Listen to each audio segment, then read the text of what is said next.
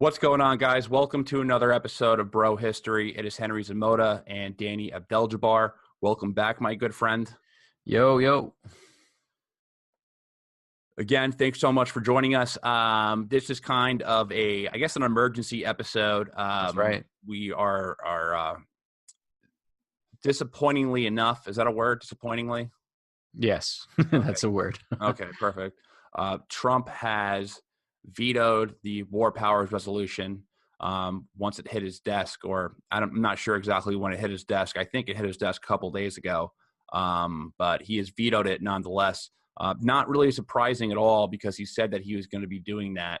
So, It's a thing. It's a thing.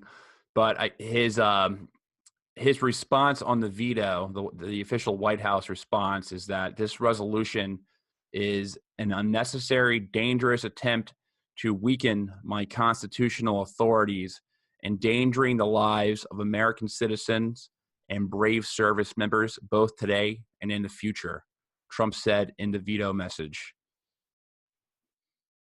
Yeah, I mean, I'm not a big supporter of him, and us as a show are kind of not a big supporter of the war in Yemen in general. So this is not great news. And I think this is only going to come at some serious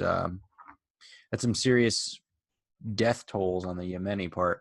So let's unpack that, man. I mean, what's your first thoughts? Well, my first thought is that I don't think that this veto is we're going to be able to, or Congress is going to be able to override this veto. Nope, probably not. You have the numbers in front of you right now, right? That's right. Votes? Yep. So as a matter of procedure, what happens is, if the House and Senate vote to, pass a bill, they put it onto the president's desk, right? Everybody remembers Schoolhouse Rock, right? And once he's just a bill and he gets to the president's desk, the president's got to sign it, and then it becomes law, or takes into effect. Unfortunately, he vetoed it. Now, that's not the end of the line for this particular bill, or for any particular bill that gets vetoed. You would need then a 2/3 majority in both the House and the Senate in order to overturn a presidential veto. Needless to say, 2/3 majority is hard to get in a kinder political environment, but we're not even close to that right now. So I don't think that's going to happen. So the bill passed in the House recently with a 247 to 175 split, largely along party lines. But this is mostly a blue bill, even though it was authored by Bernie Sanders and Mike Lee. So we basically 16 Republicans jumped on the bill, voted yes with the Democrats, and 1 voted present. Which is basically a silly way of saying, like, I don't want to vote, but I'm here. In the Senate, there wasn't that big of a pickup, but the Democrats did pick up a couple of Republican votes there too. It was 54 to 46. The biggest majority that we had was in the House, and that was 62% of the vote. So they would need 66%, so 2/3 majority, in order to get the veto overturned. But I don't think it's likely, just math-wise, for the Senate, let alone, I'm not even sure if McConnell would even let it come up for a vote in the first place. So yeah, that's kind of the situation. Yeah, and it's not surprising, you know what I mean? I was kind of hoping that Trump would just not do anything. The president has 10 days to decide if he wants to sign a bill or not, and if he doesn't sign it, it passes into law. Right. I was kind of pulling, since Trump is, since he's an erratic guy, I thought maybe the right person, maybe like Ivanka, like sees our podcast that we did on Yemen, mm-hmm. or listens to our podcast that we did on Yemen, and then shows that Trump. And his mind's changed for. I like that Henry guy. I like him. He's the winner. Where is he from? He's from Queens. I'm from Queens. I think I like him. Okay. All right. Well, I'm gonna play golf, and he forgets about it. That other guy, not so much, though. The other guy, what is he? Is he Mexican? Yeah. Is he the Mexican? I don't really like that one so much. You're telling me he's Mexican and Muslim at the same time? It's bad. Is that even possible? Yeah, but it's really not surprising. I kind of was hoping for the best in this situation, but that's why I was kind of waiting. I wanted to do some more Yemen stuff over the past week, but I haven't because I was waiting for the outcome. Yeah. And I mean, now I guess I have to start doing more. We have to start doing more Yemen stuff because this is going to be something that's going to be very prevalent. Not that the bill would have stopped the war, just to let you know, like it wouldn't have stopped the war. It would have stopped the blockade. It would have stopped the U.S. support for the war. So it would have stopped. I believe it would have just stopped the sale of F-35s, which don't work anyway. And so just to bring people up to speed who might not have listened to our many other podcasts on the topic, basically we have this crazy ass quagmire in Yemen where Saudi Arabia is fighting against a rebel group in Yemen called the Houthis. And there's a whole lot of backstory and context to that, but what you need to know is, there are some geopolitical reasons why Saudi Arabia wants a friendly neighbor in the south. Part of it is Iran. Part of it is having port access so they can continue shipping oil out in the event that Iran closes the Strait of Hormuz.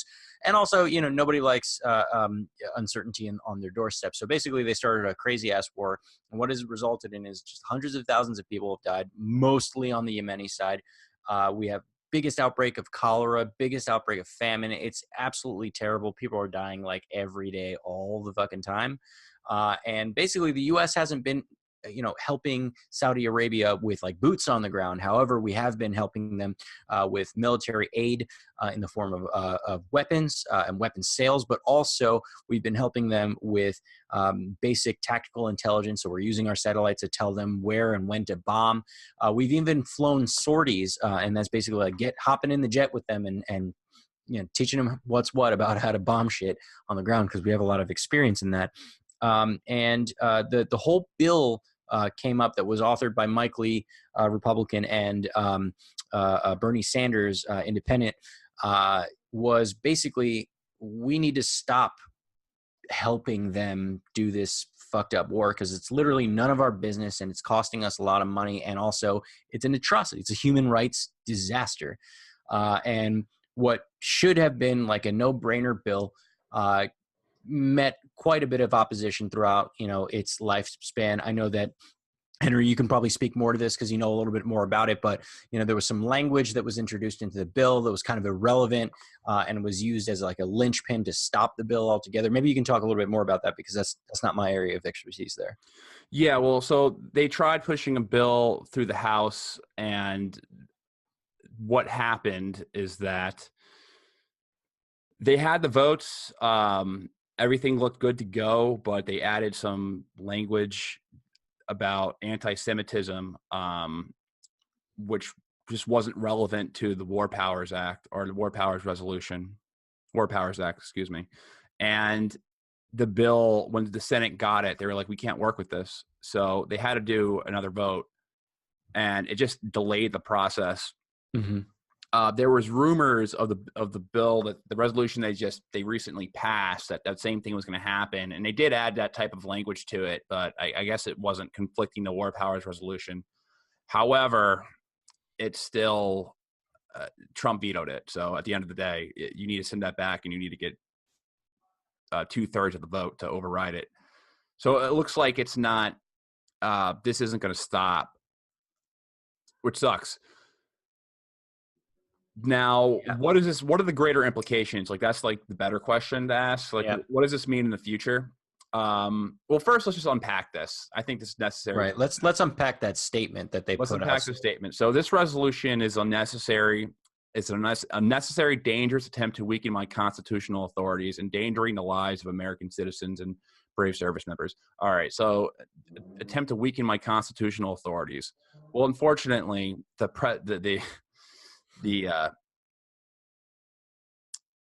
president, I guess, has more power than the legislative branch. That trend has been set in motion for a long time now, and Trump feels entitled to to keep that trend in place. Congress is really lost their balls over the past, I don't know, 30 years or so. They've lost their Right. balls. So This is just something I don't understand. So first of all, what's unnecessary is that we are supporting frankly, a non-NATO ally, someone that we don't have a mutual defense pact with, someone that we just have a, loose, but really tight, military and economic relationship with. What's unnecessary is that we're helping them just straight up murder people and cause famine. I think that's unnecessary. What's unnecessary is us spending money and our time and resources on helping them when, frankly, we don't get anything out of this. Like there's no benefit. I mean, maybe you can cite one benefit as like regional stability, but like if we're being real, the Saudis are the ones that, the Saudis are the ones that caused the instability in the first place. Like they started the shit, they installed some president that the Yemenis didn't want in the first place, and they rebelled against it. So, well, the stability in Yemen has been going on for 100 years. So it's not right. The Saudis didn't cause it. They just. Well, I'm talking about the current instability. And let's be real. I mean, they weren't great, but they also weren't at all out war with Saudi Arabia either. So. But Yemen was always a country in instability. Saudi Arabia just having Yemen in their backyard, they obviously want to capitalize on things like the resources and things like port access. However, I think just like one of the weird things in this veto message is that the Houthis, I guess they're implying the Houthis are endangering the lives of American citizens. What's really funny is because I read something earlier today, and it was about the Houthis trying to say that they want to have a good relationship with America. You can say like, oh, well, of course they're saying that, but the Houthis aren't a transnational terror threat. Yeah. That's crazy. Yeah. There's no evidence to support that claim. There's zero evidence to support that the Houthis are a transnational terror threat. And you know what's really funny about that bill? The bill had the language that the U.S. could still go into Yemen and still drone strike Al Qaeda, which I'm actually fine with. Like I'm cool with the U.S. bombing Al Qaeda wherever. We still had that language. That's actually a transnational terror threat, Al Qaeda. Right. No, I think I'm honestly, I'm not a constitutional lawyer, right? So I'm not an authority on this, but I think there's how I'm reading this as as he claims it's an attempt to weaken his constitutional authority. I think, with the authorities that are set in place at the moment, basically the presidents have the ability to almost unilaterally deploy military forces or military support kind of wherever they see fit for quote national security reasons, without going through the proper channels of like all out declaring war, which is supposed to be a constitutional authority of Congress, right? Congress is the one supposed to, do that. But I think in the wake of 9/11 and the war on terror, there was a bunch of additional authorities granted to the president that enables them to do something and act quickly when they need to. But there's nothing that's like, we're in no direct peril right now, right? What Congress has said is, with this vote, is basically like, we're not in any, danger from these people. As you said, Houthis aren't trying to kill us, we have nothing to do with this fight. This is a human rights abuse, and we do not want any part in it. And I think he's conflating. I think he's got it in his head, or at least the people that are whispering in his ear got it in their head, that the Democrats are trying to take away your ability to, deploy U.S. Armed forces or resources in times of need. And either that's what's being whispered in his ear, or that's the wall that they're constructing around, the real issue, which is that he's buddy with Crown Prince Saudi, Mohammed bin Salman. So either one of those things can be true. They can both be true at the same time. And Yeah, it threatened to set a very dangerous precedent. This was the first real challenge under the War Power Acts to get any type of momentum. that's right. So it kind of just makes that legislative power useless. You know what I mean? I mean, what do you think about that war powers thing, though? You know, like the ability for a president to just kind of like quickly deploy and stuff like that. I mean, is this something that you're personally in favor of, or do you know much about it? And do you have an opinion on this? No, I'm not in favor of that. I'm not in favor of the president to just quickly deploy military forces. And like, you could say 9/11 was one thing. You know, you can throw World War II up an example, or you can throw 9/11 up as an example when we're directly attacked. But no, I'm not in favor of one man just deciding that he wants to be the dictator of the United States, because I mean that's what Rome used to do. That like when they were in states of national emergency, that they used to Declare martial law. they used to declare a dictator to basically handle Rome until this is before Roman Republic. They used to hand power over to a dictator until the threat was gone. Like that's what Rome did during the barbarian invasion of the Germanic tribes when they were like really mounting up on the other side of the Alps. That's what they did when Hannibal invaded and was wiping the floor with Roman legions. So we're not under that threat. You know what I mean? Like, yeah, we're just no one's going through the Rocky Mountains about to sack fucking Los Angeles, or even worse, you know, going through the Appalachian Mountains about to sack Washington, D.C., or the Catskill Mountains about to sack New York City, or whatever. That's right. Or a big beachhead invasion on Jones Beach. Like, you know, that's not happening. So it just kind of makes it's just ridiculous to assume that. And honestly, the more I'm a firm believer in blowback, you know what I mean? Like the more that we do, and you could say this contradicts me saying that I'm fine with blowing Al Qaeda up, but I mean, Al Qaeda is evil. So they destroyed, that's different can of worms, but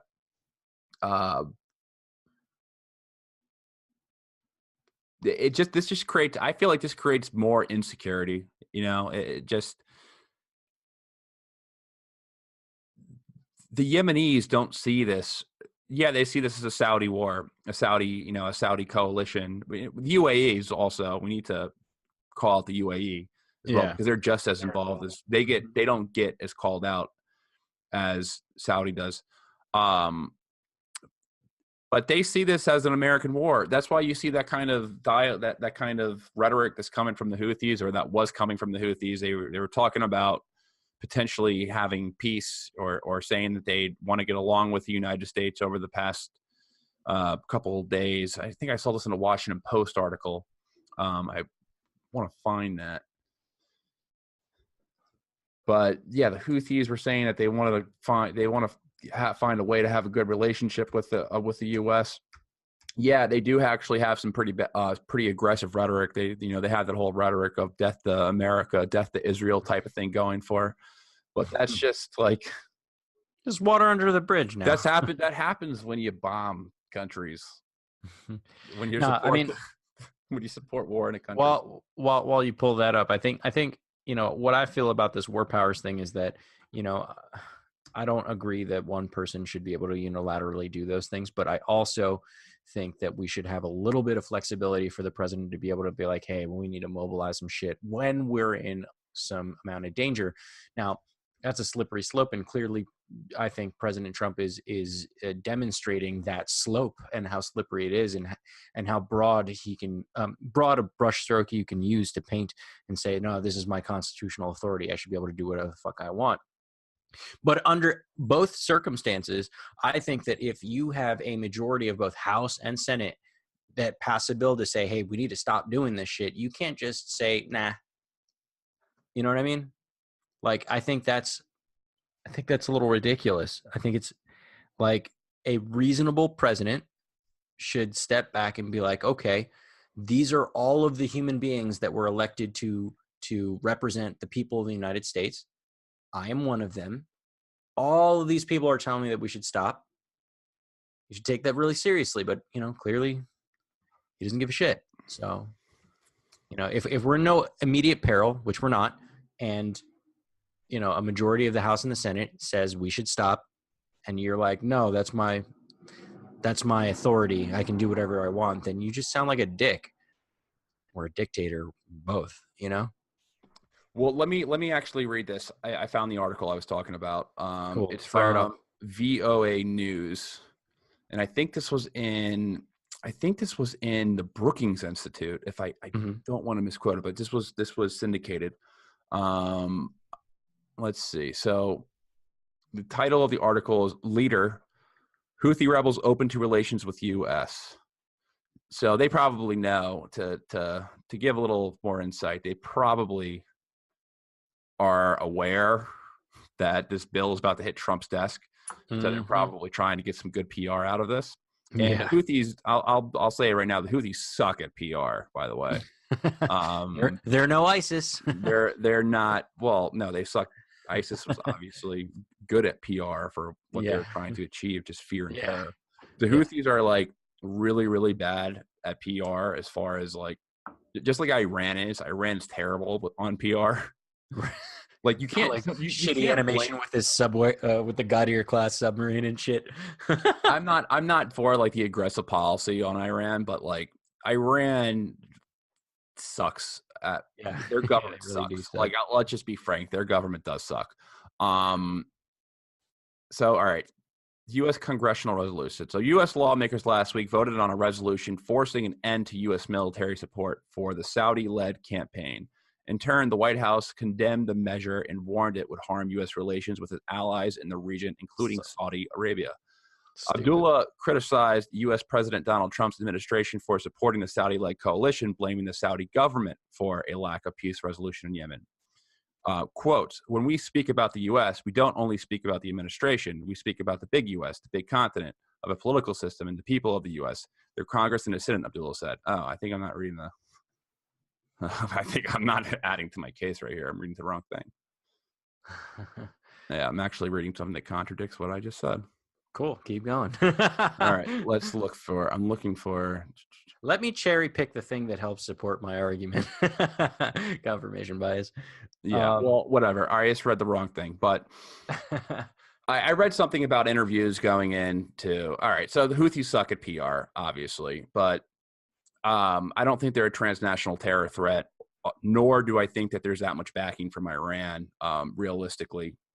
The reason why I say that is because I don't think there's really any proof that they're being backed from Iran. Besides Hezbollah being down there and training soldiers, I don't think there's any proof. I think that I think most likely Iran is supporting them to some degree, but like more in like a political sense, not like they're not funding this proxy army there. Right. It would be too obvious. It'd be too obvious, and they hard know. to cover up. They told, before the Houthis tried to sack Sana'a, Iran told them not to do it. They were like, the Saudis are going to flip their shit. Right. They told them not to do it. And all those missiles, so a lot of those missiles and stuff that they were claiming were Iranian, they traced them back, and they were tracing back a lot of these missiles to just like Yemen's stockpile over the years. Yemen's been in war for like 60 straight years. Yeah, so they've got some tools, and they have some tools. And we found something interesting about the Houthis. Yeah, this is a good segue. Developing. This is a good segue. We actually found something where the Houthis were developing they developed their own ballistic missile. I sent you over the article to break it down. Yep. Because you're I did so much research on it after you sent it to me. So evidently they had developed a new version of their, I'm going to probably butcher this, but Badr, B-A-D-R, Badr 1 rocket. So it's the Badr F. And it's a rocket artillery. It's used by the Houthis. It's basically like a shitty version of the S-400. But it's mounted on a 6x6 truck, just like the S-400. it's basically got about 160 kilometers, which is like, I don't know, 95 miles or something like that.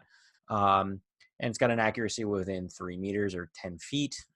So, things pretty damn good actually for, when I thought about Yemen, I mean, Yemen's like one of the poorest countries in the world, definitely in the Middle East, but you're absolutely right, Harry. They have been in war and conflict for a very long time.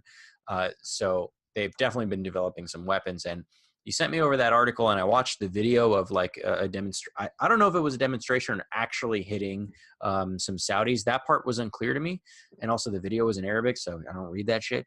But what I did learn was that if you saw the video, the thing is pretty interesting. It's like a fucking sky shotgun, right? So the rocket flies in the air and it gets above the target about 20 meters or like 60 feet above the target that it's supposed to hit, and it explodes.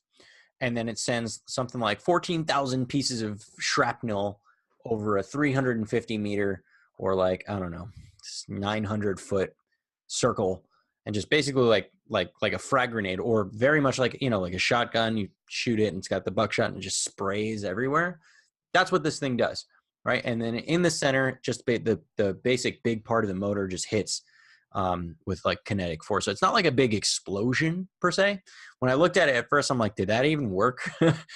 You can see like bushes and shrubs and shit that don't even budge, so like the concussion, the blast from it isn't very impactful. But what is very impactful of it is all that shrapnel. Because when I was watching this video, they were actually zooming in on the people that were just kind of like around the area, and one by one they just fell. Like they just fell over. So presumably I watched a bunch of people die, which sucks. But it's a pretty effective weapon for what they were using it for. And if that was a live fire test against like Saudis, like I could see this as being a pretty good tool in their arsenal against the Saudis. So they didn't develop that missile. That was just. So it's initially based off of some old Russian tech, right? Some old Russian tactical ballistic missiles. But this has gone through so many iterations at this point and have been built and developed inside Yemen that I think it's hard for you to say that this is a Russian weapon anymore. Like they got the base idea from the Russians, from their tactical stuff, probably way back in the 60s. But at this point, they're developing and manufacturing them in-house. So they're theirs. Those are all theirs. Yeah, and like meanwhile, everyone's blaming every single ballistic missile they find or they claim is from Iran, which there's no evidence. I believe that one of the missiles, the missile that Nikki Haley was talking about, because there was this famous video of her in front of this. She's like talking. She's in front of this. She's being interviewed in front of a missile, and they traced it back, and they traced it back to a stockpile in Yemen where they got it from North Korea. So it's like, dude, like we can't take those threats seriously. And what I think the real concerning thing with this continued war in Yemen, I mean, the war is going to continue anyway. Let's just be completely honest, but it wouldn't last as long with the U.S. involved. So it wouldn't be like the U.S. passed it, Trump signs this bill or doesn't sign it, and then the war immediately ends. It would probably last a little bit longer, but of course, I mean, now it's just going to be on for the foreseeable future. But what this does is that this creates the opportunity for a future war with Iran. Like that's what I really think, because we've talked about this in other podcasts. Like, why is there an interest in Yemen in the first place? My take on it is that Yemen is just a very, very strategic place, geopolitically speaking, just because of its location. There's other reasons, of course, as well. There's obviously oil that they found offshore Yemen as well. There's things like that. But Yemen is strategically located in one major choke point, and that's the west southern coast of Yemen. So if you ever look at a map, it's the Deep Strait, That's right. and that's where oil is shipped to go to Europe. Because all Saudi's oil is all located. It's most of their oil is located on the East Coast.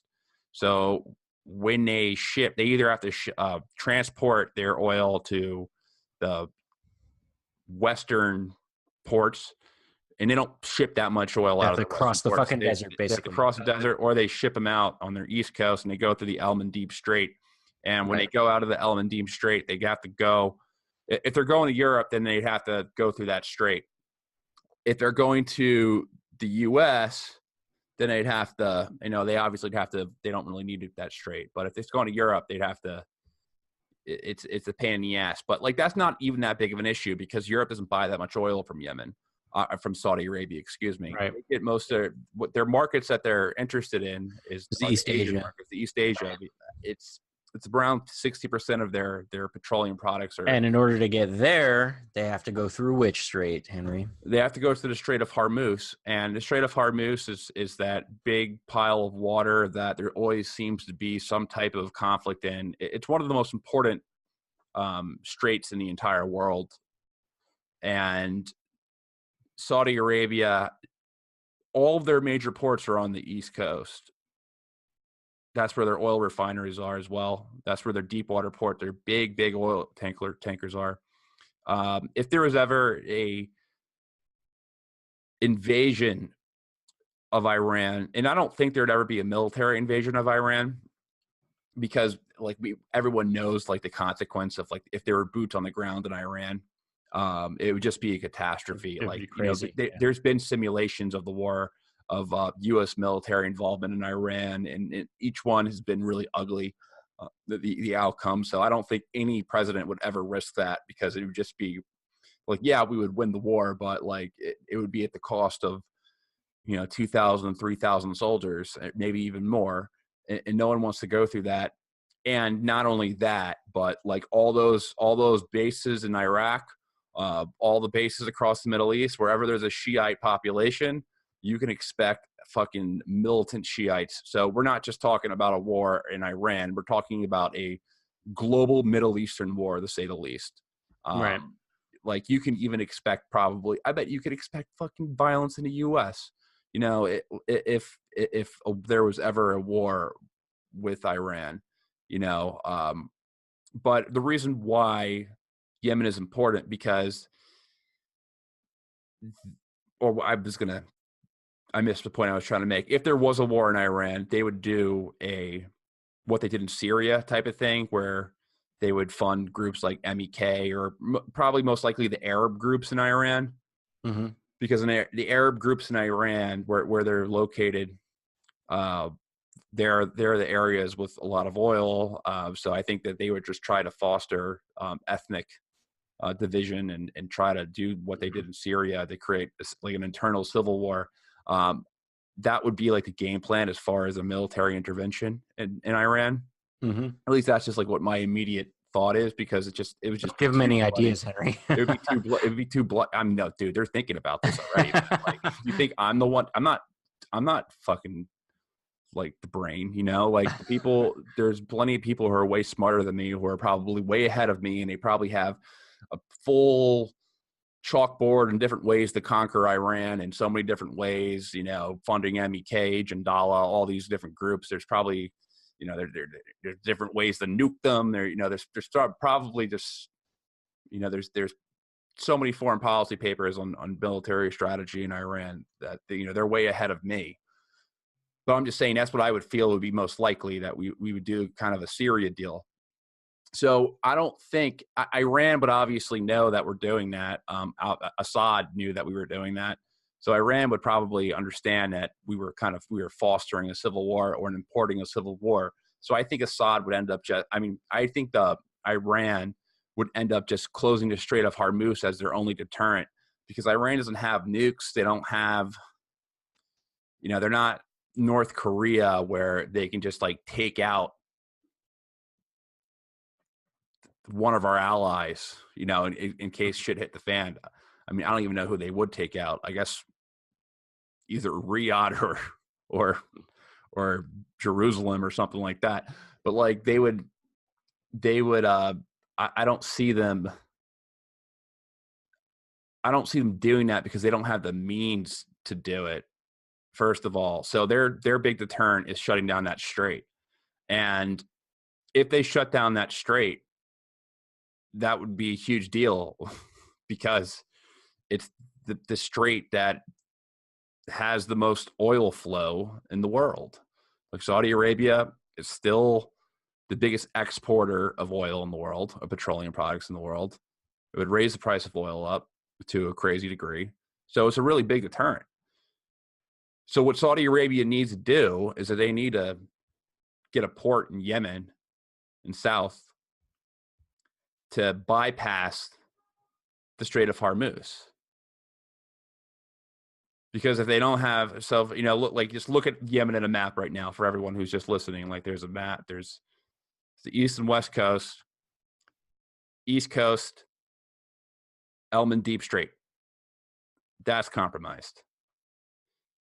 West coast, Strait of Hormuz, that's compromised.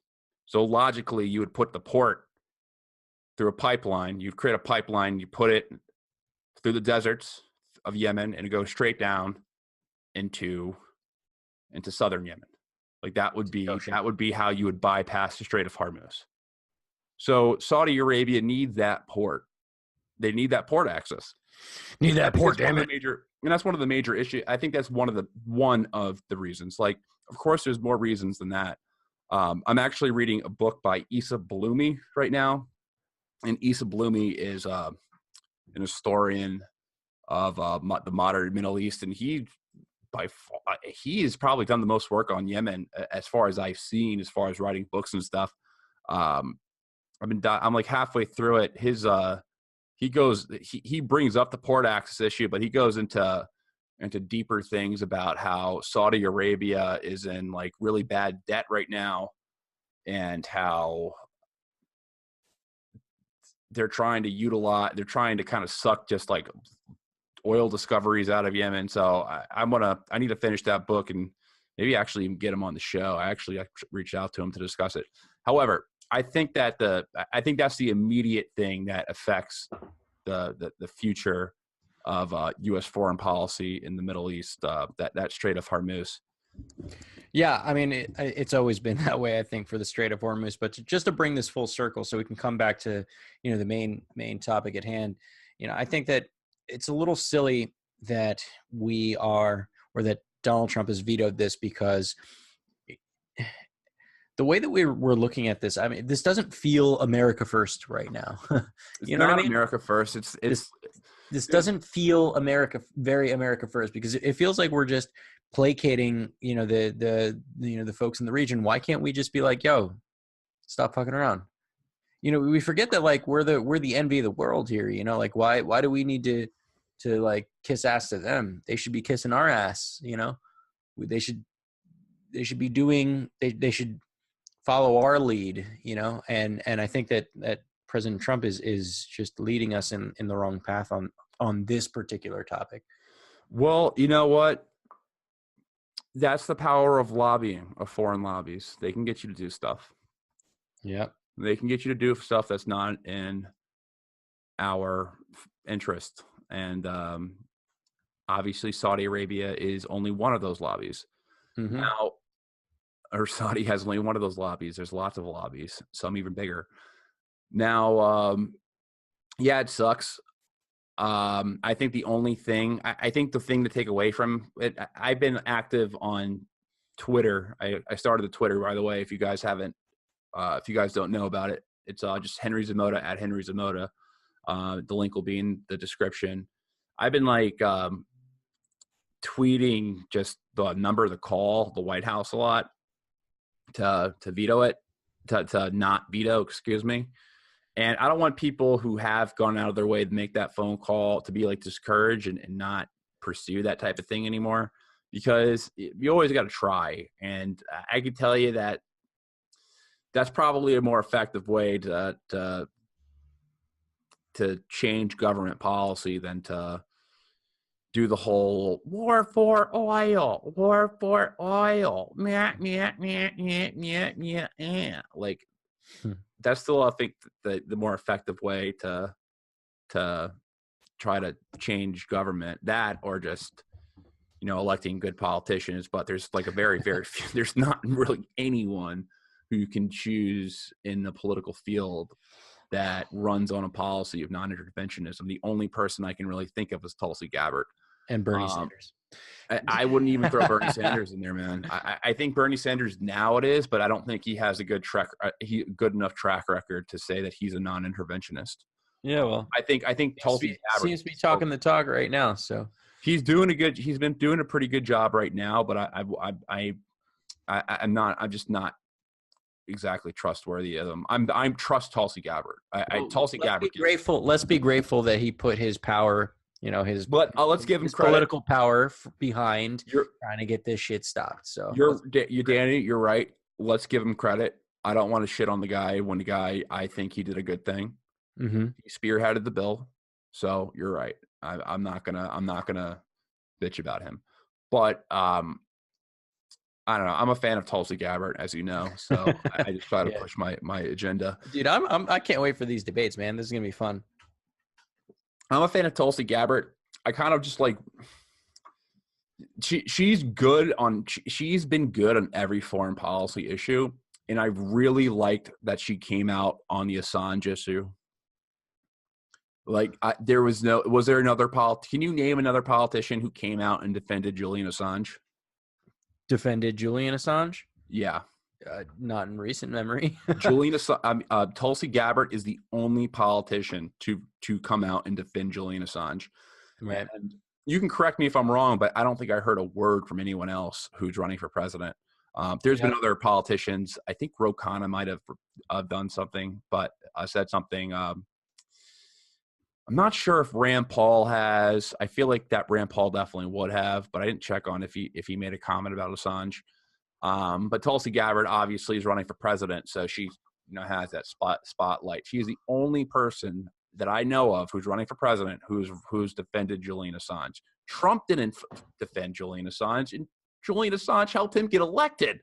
What are you talking about? He walked that back. He was like, I don't know anything about Julian Assange. Who's Julian Assange? Who's this guy? Is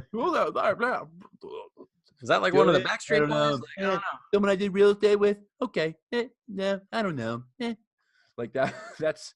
Did I play golf with him? No. Did I play golf with him? No, never played with him. Yeah. There's no one. There's nobody. Not even media outlets are defending him. The only way that you can find, the only person in the mainstream media who's defended Julian Assange has been Tucker Carlson. There's been nobody else. There's not. Rachel Maddow hasn't. No one from CNN hasn't. There's been no big name person who's defended Julian Assange. Not a single fucking politician. Not one big media person or big media. Hey, look, I think that he did some service for the world. I'll give him that. I did hear he was being a bit of a dick in the Ecuadorian embassy, like riding his skateboard around and playing soccer indoors. Dude, the guy's been in solitary confinement for years. Totally fucking hear. I hear you on that. You can jerk off in my living room as far as I care. Dude, you take him in then, Henry. I'll take him in. Well, I don't have the chance to, but I would have. Seriously, if that was an actual decision I had to make, hey, you got to take in Julian Assange right now. It's like, okay, 6 years. Fine, I'll take it for the world. Okay. Then I'd have the British police. You'd have the FBI stationed outside of your apartment or outside all day, your house, forever, every single day. You'd be wiretapped. You'd be everything. There'd be a surveillance state on your house. Forever. You couldn't take a shit without a camera coming out of the toilet pipes and looking up your asshole. That's how bad it would be. But you know what? The good thing would be to take him in, because Julian Assange is a journalist. Despite what Chuck Schumer says. Did you see that tweet? No. Chuck Schumer, his tweet will really grind your gears, because Chuck Schumer's tweet, I don't have it up in front of me, but it was like, oh, I got to bring this up because it was just so fucking, just reading it in the Chuck Schumer voice will just make you upset. Did I take a picture of it? Oh, I retweeted it. You know what? Power of Twitter.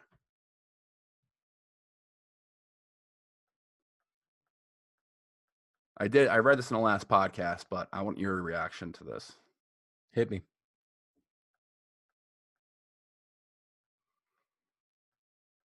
Where's Chuck Schumer? Come on, Chuck. Oh, now that Julian Assange has been arrested, I hope he will soon be held to account for his meddling in our elections on behalf of Putin and the Russian government. That Chuck. Well, I mean, it's still entirely possible that he helped. Dude, it's not entirely possible. There's no evidence. There's no evidence that he helped. That he was working with the Russians. There was no. I didn't say evidence. The Russians, but he definitely disseminated stolen, emails and shit like that. That's true. What he's been arrested for, what he's being crucified for, I guess technically is what he did with Chelsea Manning, with relieving with I guess assisting in her releasing the kill tapes. And have you ever seen those tapes? I haven't, but I read about them. I watched those tapes, and I'll tell, they're unbelievable. They're unbelievable tapes. Basically, it's an Apache helicopter, and there's people walking down and stroll. I was describing it to my girlfriend the other day while we were walking down the street. I was like, there are just people walking down the street, like with their pockets, like their hands are in their fucking pockets. And all of a sudden, an Apache helicopter just goes to fucking town with them, just starts mowing them down. And it's just disgusting. There's 2 journalists from Reuters who were killed in that. It was just a total atrocity. And Chelsea Manning, she I guess he was at the time, but she leaked that to Julian Assange. What Julian Assange did is that he tried to help her remain anonymous. So he helped her crack a password so it wouldn't be her login who leaked the tapes. That's what he's being tried for. So they're saying that he tried to actively solicit. No, he's being tried for like attempting to hack or hacking or some shit like that. Well, that's what for helping her cover up the tracks and trying to solicit the information. So right. I guess that's what they're called. That's what they're putting under hacking. Now, as far as like he released the Hillary emails, which helped Trump get elected. So it's like kind of Trump really. Obviously, he knows who he is. Mm-hmm. And I'm just going to say it right now. This is a controversial take. I take shit for it. I don't really care. I think I know who those – I have a suspicion. I'm not going to say I think I know. I have a suspicion who is a person that who leaked that information from the DNC that Bernie Sanders was being screwed over. And it wasn't the Russians. And it was? It was the person who was murdered in Washington, D.C. right after it happened. Seth Rich. Can I spell it out? Like, it's just mind-blowing. This past week in politics has been disgraceful. But that's just my take. I mean, I hear you. I don't think it was a good week for journalism. I don't think it was a good week for democracy. I don't think it was a good week for anti-war. It hasn't been a good week for anyone. It hasn't been a good week for whistleblowers, because now the precedent's out there that if you are a whistleblower and if you're a whistleblower, you can be a whistleblower. Don't get me wrong, because the information that Assange was putting out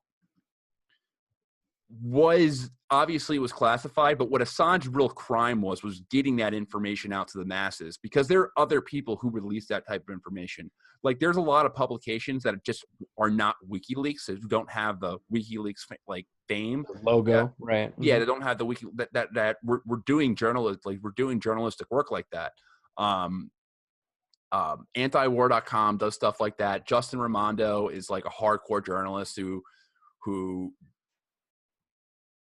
does stuff like that. Like there was a lot of like there are journalists who were doing that before, like whatreallyhappened.com released stuff, like did stuff like that.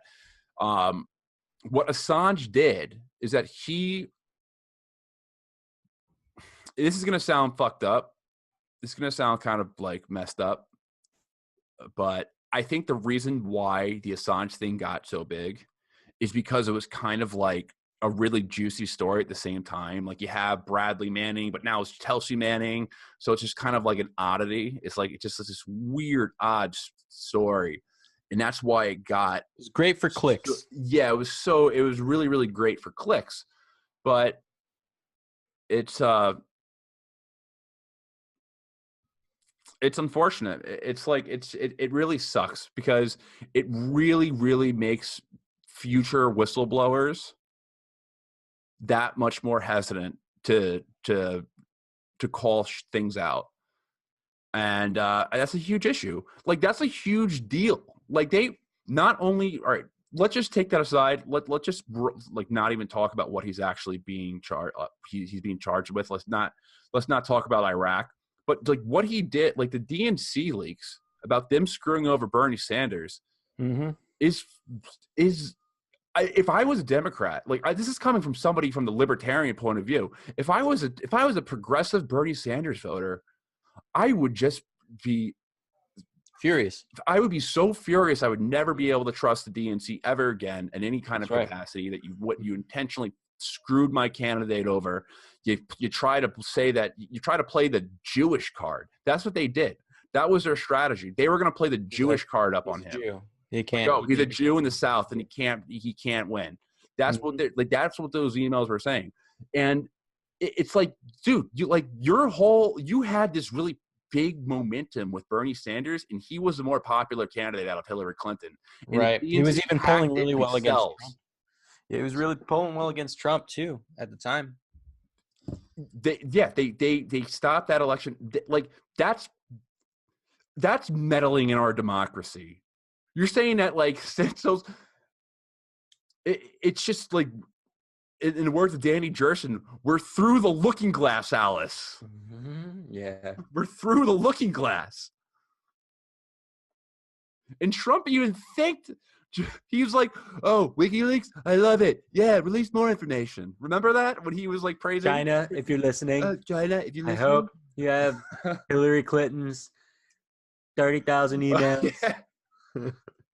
I hope that Hillary can email them to me at d.trump@gmail.com. Trump campaign. What's his book called? Who knows? Art of the Squeal? No, the book that's his big book. Art of the Deal. Oh, yeah, Art of the Deal, yeah. Done at dtrump@artofthedeal.org.com.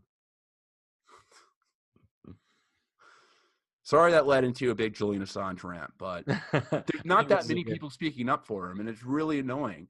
And it's like the narrative is just they're trying to recap the Mueller investigation. They don't want to let their story die, and they still want to have those Russia clicks.